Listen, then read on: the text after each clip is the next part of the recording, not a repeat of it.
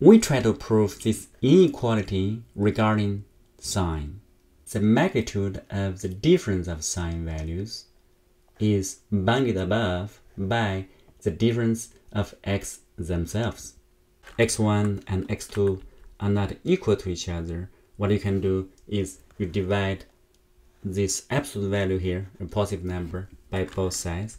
So we're saying that we need to prove this quantity here is bounded by 1. To use trig identity is what is called the difference of sine formula here. Sine x1 and x2 can be considered this term. Okay, this is a useful trig identity, and you can use this for the proof. However, today we're going to use what is called the mean value theorem for the proof. If a function f is continuous and differentiable on this interval here, a and b, open interval, then there must exist c within this interval such that the derivative at the point c here, x equals c, here the ratio here is exactly the slope of the secant line between a and b. Alright, so in this case we're dealing with sine. So let's use Desmos to have visualization. For example, we're going to have different points, right? x1, x2, and this may be x1 here, and x2. Yeah.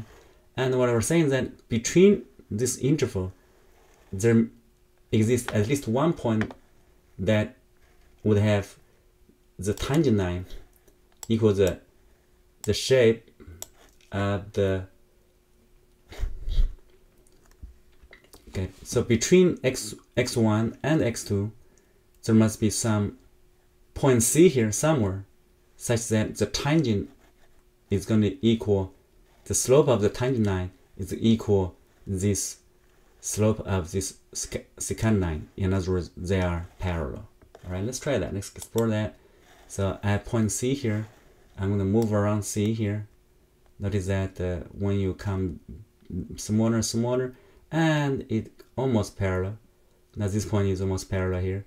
If you go further, it will be different. In this interval, there is another point that would have parallel tangent line here, right? But we don't care. You know, this theorem says that there exists at least one, right? It could be more. So here we're going to apply this to sine.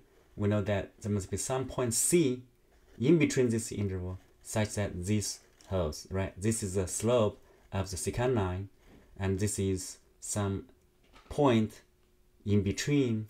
But we know that the derivative of sine is cosine, right? So cosine C is the slope. We know that cosine is bounded by 1. The magnitude of cosine is bounded by 1.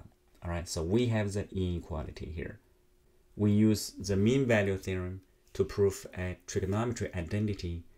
So just remember, you have another tool if in some case you get stuck in proving some inequality.